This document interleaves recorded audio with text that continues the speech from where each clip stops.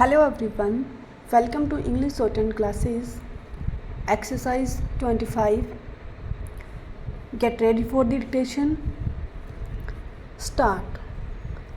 This court in J.K.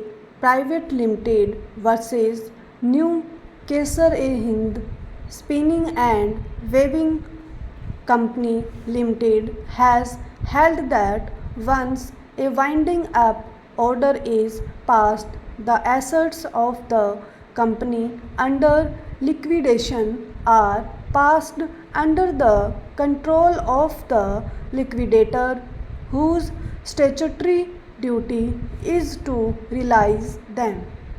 Thereafter, the creditors are paid out by the liquidator from the sale proceeds of the assets of the liquidated company.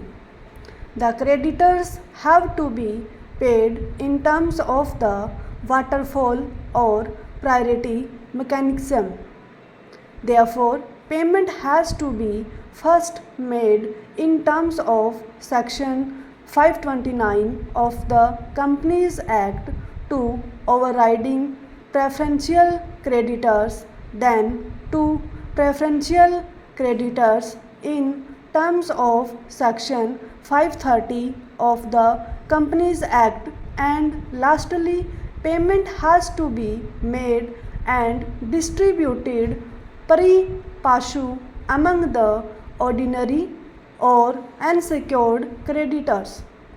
This objective and intent is also apparent when we examine the company court rules, as per which the liquidator is to fix a date on or before which all creditors of the company are to prove their debts or claims and to establish any title they may have to priority under Section 530 of the Companies Act. Not only this, the rules enable a creditor to claim interest up to the date of the winding up order, and in certain circumstances payment of interest subsequent to the date of winding up. There is, however, an exception to the twofold method, as has been held in Dena Bank versus B.P. Parekh and Company and others, which we will subsequently elucidate. This brings us to the interpretation of the expressions debt due and debt due and payable in Section 531A of the Companies Act.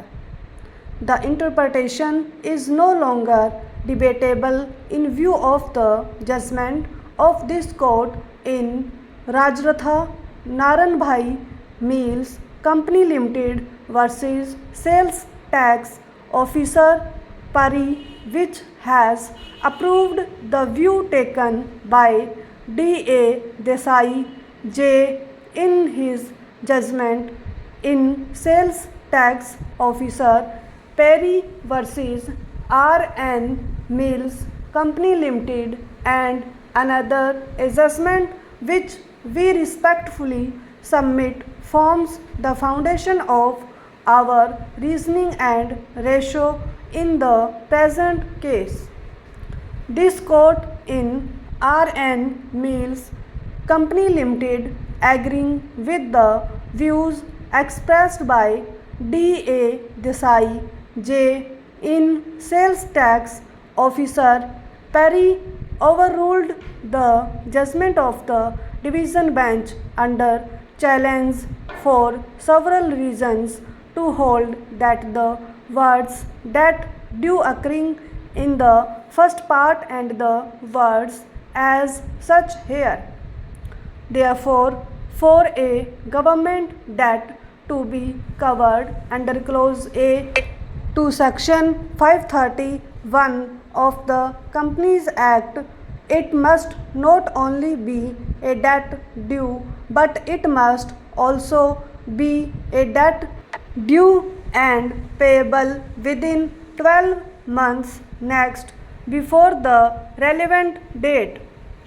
The requirements of the latter portion of Clause A to Section 531 of the Companies Act are dual and cumulative, which is debt due and payable, and not one that is due. The debt due must have become payable at any time within 12 months next before the relevant date. The debt due and payable prior to 12 months next to the relevant date is not a preferential debt in terms of Section 531A of the Companies Act. Such debt will rank pari passu with ordinary or unsecured creditors without any preferential treatment. In this regard, we quote the following passages from the decision of this court in R.N. Mills Company Limited as such. We have gone through both the judgments afore referred to very carefully and minutely and have heard learned counsel on the conflicting decisions. There are wide-ranging discussions in the interpretative process relating to the word due occurring in the earlier part of the provision and the words due and payable in the later part, and whether they are different expressions meant to convey differently or they mean the same thing. With due respect to the High Court, we feel that relevant and important considerations and material, though available, which could go to interpret the section purposively, was overlooked, and at this juncture we wish to put it to use.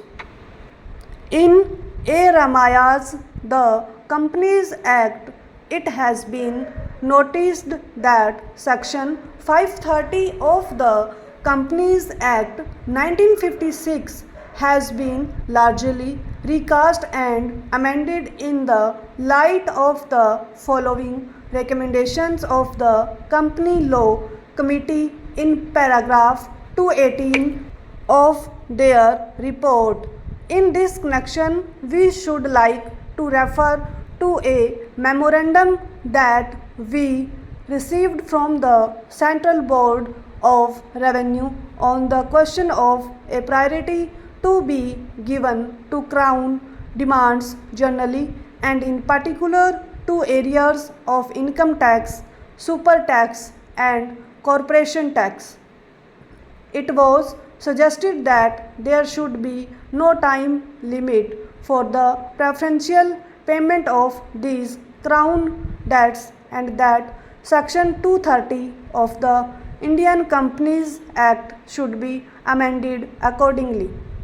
The practical difficulty to giving effect to the suggestion is that it would place a great majority of the unsecured creditors of the company at the mercy of the income tax authorities, inasmuch as whatever may be the nature of the security on which they may have lent money stop.